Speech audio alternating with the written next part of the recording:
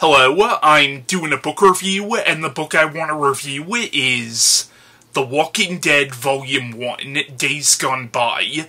Now, this collects the first 6 issues of the comic book series The Walking Dead, which was written by Robert Kirkman and published by Image Comics. And the issues collected in this volume were illustrated by Tony Moore and were published between 2003 and 2004. Now, this entire series ran from 2003 all the way to 2019, and these comics were the basis for the AMC series of the same name, which became a pop culture phenomenon in and of itself. Now, I first encountered The Walking Dead all the way back in 2009. This was before the TV show came out. I actually came across this on a comic book or graphic novel rack at a horror convention. It was Fangoria Weekend of Horrors, which was actually my first convention, and I remember a girl was recommending this to me, saying she basically described the entire series as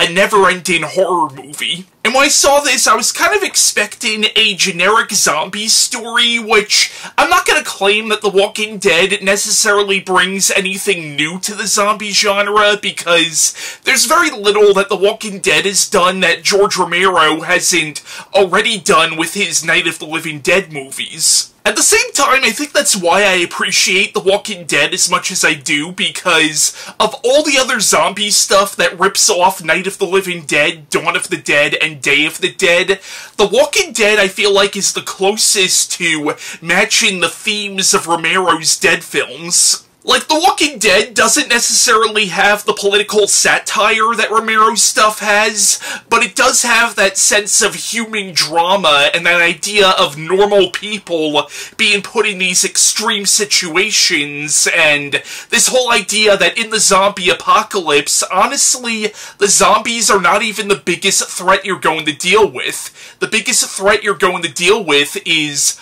other people, and people not being able to put their own prejudices aside. And Robert Kirkman would probably be the first to tell you that The Walking Dead would not exist if not for George Romero. But then again, you could say that about virtually every other zombie story that's come after Night of the Living Dead, unless we're dealing with a traditional, like, voodoo zombie story, like something like Serpent and the Rainbow. For the most part, things like Lucio Fulci's Zombie, or Resident Evil, or Max Brooks's World War Z would not exist if not for George Romero. Although you do have to give some credit to Richard Matheson, because George Romero outright admitted that Night of the Living Dead was basically a ripoff of Matheson's I Am Legend, even though in I Am Legend they are specifically vampires, not really zombies. If you read that novel, you definitely see the genesis, the early genesis of the zombie apocalypse genre.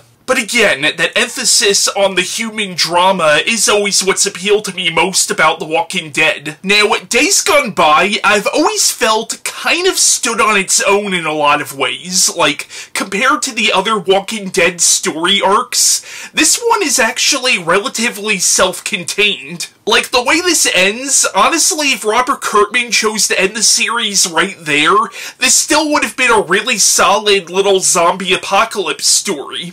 Now, the plot of Days Gone By is we follow this cop named Rick Grimes, who in the beginning of the story, him and his partner and best friend Shane are involved in a police shootout where Rick is shot and falls into a coma. Rick ends up waking up about a month later only to discover that during his time in this coma, it appears that civilization as we know it has collapsed because of a mysterious phenomenon that seems to be happening globally, where the bodies of the recently dead have been returning to life as basically what we would call zombies. And anybody who is killed by a zombie eventually comes back to life as one of them. So the first quarter of the story is really about Rick's journey in finding his family, which he eventually does. It turns out that his friend Shane has been taking care of his wife and son, and they've been camping out with other survivors. Like, because of what's been happening, they've kind of had to abandon him at the hospital,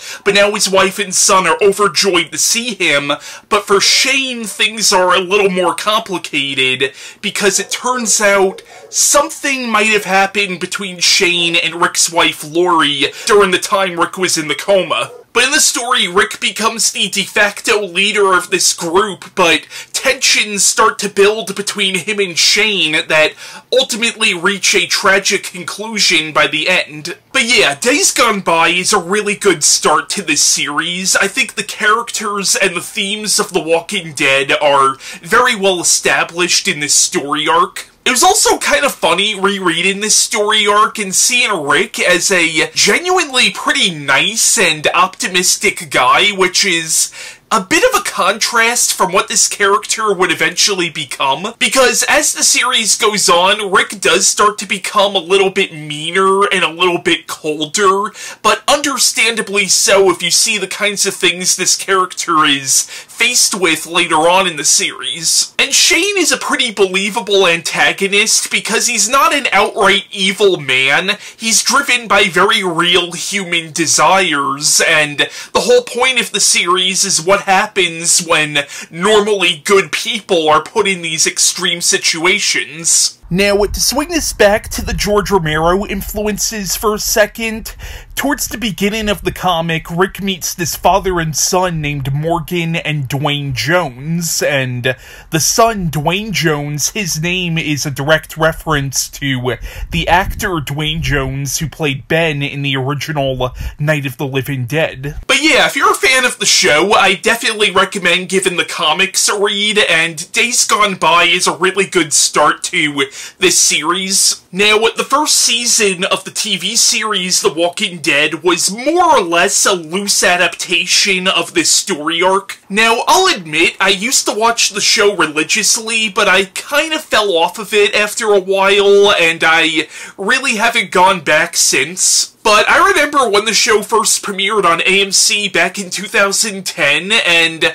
I never expected the show to grab pop culture the way it did. Not that it wasn't a good show, I just wasn't expecting it to be the cultural phenomenon that it ended up becoming. And I remember when I first heard that they were turning The Walking Dead into an AMC series, I was really excited because Frank Darabont, one of my favorite filmmakers, was involved in it. And what's funny is if you watch Frank Darabont's adaptation of Stephen King's The Mist, you see sort of an early blueprint for what Darabont would do on The Walking Dead. The show has also had multiple spin-offs like Fear the Walking Dead. There have also been video game adaptations of The Walking Dead, and there's also a series of novels set within the continuity of the comics. And I've read the first few novels, which explain the origin of the governor, who's a major villain from later on in this series. But yeah, that was my review on Walking Dead Days Gone By, written by Robert Kirkman and illustrated by Tony Moore, and bye.